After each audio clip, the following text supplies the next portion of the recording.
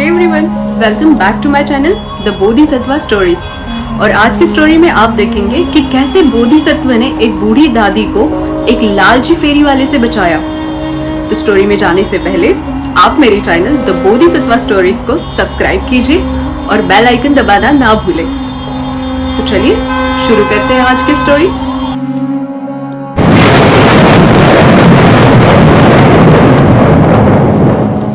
तलवाह नदी के तट पर एक आंध्रपुर नाम का नगर था। वहाँ एक प्रसिद्ध रईस रहा करता था। कुछ समय बाद इस रईस के घर पर एक विपदा आ गई। धन नष्ट हो गया और घर के सभी पुरुष मर गए। एक भोली औरत और उसकी पोती केवल दो ही इंसान बचे थे। वो दोनों अपने घर के टूटे फूटे हिस्सों में रहा करते थे और अपनी मजदूरी पर अपना गुजारा करते थे। उस समय हमारे बोधिसत्व का जन्म वानी कुल में हुआ था। वो बड़े होने के बाद सेरिया नाम के दूसरे फेरी वाले के साथ मिलकर फेरी वाले का काम करते थे। एक बार वो घूमते घूमते आंध्रपुर आ गए। उन्होंने उस शहर की सड़कों को विभाजित कर लिया क्योंकि उनके बीच कोई फाइट ना हो।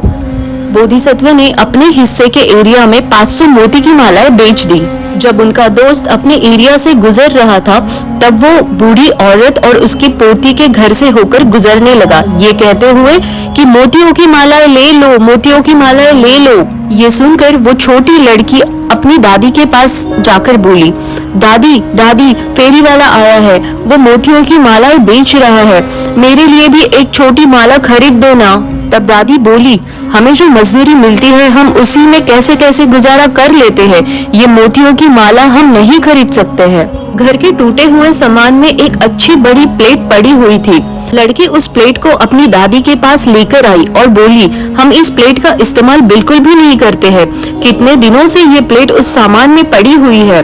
अगर उस फेरी वाले ने ये प्लेट लेकर मोती की माला दे दी तो अब बात कीजिए ना। फिर दादी ने सेरिया फेरी वाले को बुलाया और उसे बैठने को कहा और बोली, हमारे पास ये पुरानी प्लेट पड़ी है जो हम इस्तेमाल भी नहीं करते हैं, मैं ये तुमको देती हूँ और इसके बदले तुम मेरे पोती को एक माला दे दो। सेरिया ने प्लेट हाथ में ली। उसको परखने के बाद उसे ये यकीन हुआ कि ये प्लेट सोने की है, लेकिन उसने वो दादी को कुछ भी समझने नहीं दिया और बोला, ये कुछ काम की प्लेट नहीं है, इसमें एक भी पैसा खर्च नहीं होगा, ये लेने से तो मुझे नुकसान हो जाएगा। तुम औरतों को बिल्कुल भी अक्ल नहीं है, फालतू में मेरा वक्त बर्बाद कर दिया। ये बोलकर सेरिया ने प्लेट जमीन पर फेंक दी और वहाँ से चला गया। बाहर जाकर वो अपने मन ही मन में बोलने लगा, इस प्लेट की कीमत लगभग 1 लाख रुपए होगी और मेरे पूरे सामान की कीमत 5 से 6 हजार होगी। अगर मैं अपना पूरा सामान देकर भी वो प्लेट ले लेता तो मुझे बहुत फायदा होता, लेकिन उस औरत को प्लेट की कीमत मालूम ही नहीं है, तो फिर मैं एक भी पैसा खर्च क्यों करूं? मैं वापस आकर कांच के मोतियों के कुछ टूटे हुए टुकड़े देकर प्लेट ले सकता हूँ। ऐसा सोचकर सेरिया उस गली से बाहर निकल गया। बोधिसत्व अपने हिस्से का एरिया कंप्लीट करके सेरिया के एरिया में आ गए। चलते चलते वो बूढ़ी औरत के घर से गुजरने लगे। फिर वो छोटी लड़की फिर से अपने दादी के पास गई और बोली, दादी दूसरा फेरी वाला आया है, अब हम उसे ये प्लेट देते हैं, वो मोती की माला दे देगा। दादी बोली, पहले फेरी वाले ने हमको कितना बेइज्जत किया है, क्या अब हम इससे भी बेइज्जत हो जाए? फिर पोती बोली, दादी इसके बोलने से नहीं लगता ये पहले फेरी वाले जैसा है, हमारी प्लेट की कीमत कुछ न होने पर भी ये हमारे साथ गलत व्यवहार नहीं करेगा।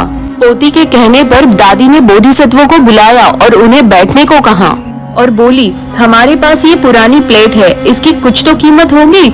ये प्लेट तब की है जब लक्ष्मी हमारे घर में पानी भरती थी, लेकिन जो फेरी वाला तुमसे पहले आया था वो कहता है इस प्लेट की कुछ भी कीमत नहीं है, तुम इसे देखो और अगर इसकी कुछ भी कीमत है तो मेरी पोती के लिए एक माला दे दो। बोधिसत्व ने प्लेट को देखा और उन्होंने दादी से कहा, इस थाली की कीमत 1 लाख रुपए है और मेरे पास केवल 500 रुपए है, मेरा पूरा सामान ज्यादा से ज्यादा 3,500 का होगा, इस प्लेट की कीमत का देने के लिए मेरे पास कुछ भी नहीं है। बोधिसत्व का ये व्यवहार दादी को पसंद आया। उन्होंने कहा, आप जैसे ईमानदार आदमी व्यापार में कम है, तुम्हारी ईमानदारी के लिए मेरी तरफ से ये तुम्हें बख्शिश है। फिर बोधिसत्व ने कहा, मेरे पास जो भी सामान है और पैसे हैं वो मैं सब आपको देता हूँ, बस आप मुझे मेरा तराजू वापस दे दे। दादी को ये सौदा पसंद आया। फिर बोधिसत्व वो प्लेट और अपना तराजू लेकर नदी के पास आ गए। कुछ विलंब न करते हुए वो नाव में सवार होकर चले गए। यहाँ सेरिया अपना एरिया घूमने के बाद फिर से वो बूढ़ी दादी के घर पर आ गया और बोला, दादी वो प्लेट लाना तो।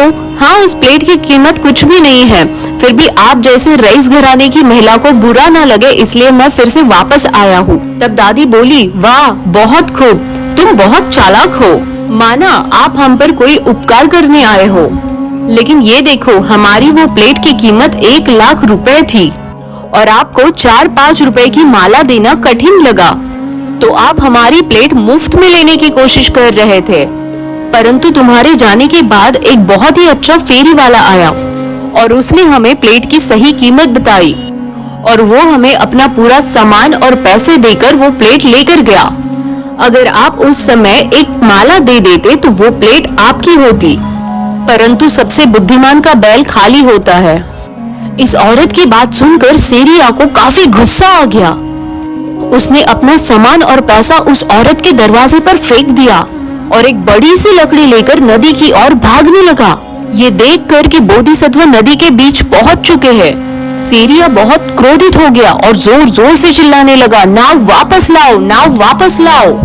नाव गति से आगे बढ़ गई थी और सेरिया वहां चिल्लाते चिल्लाते थक गया और वहीं गिर गया। तो मॉरल ऑफ द स्टोरीज देखा आपने, लालच का नतीजा। अगर वो फेरी वाला पहले ही सब सच दादी को बता देता तो आज वो प्लेट उसकी होती, पर नहीं, उसके मन में लालच आ गया और लालच का फल हमेशा बुरा ही होता है। अगर आपको ये वीडियो पसंद आया हो तो आप मेरे चैनल द बोधिसत्व स्टोरीज को सब्सक्राइब कीजिए और बेल आइकन दबाना ना भूलें। तो चलिए मिलते हैं नेक्स्ट स्टोरी में, तब तक के लिए बाय बाय।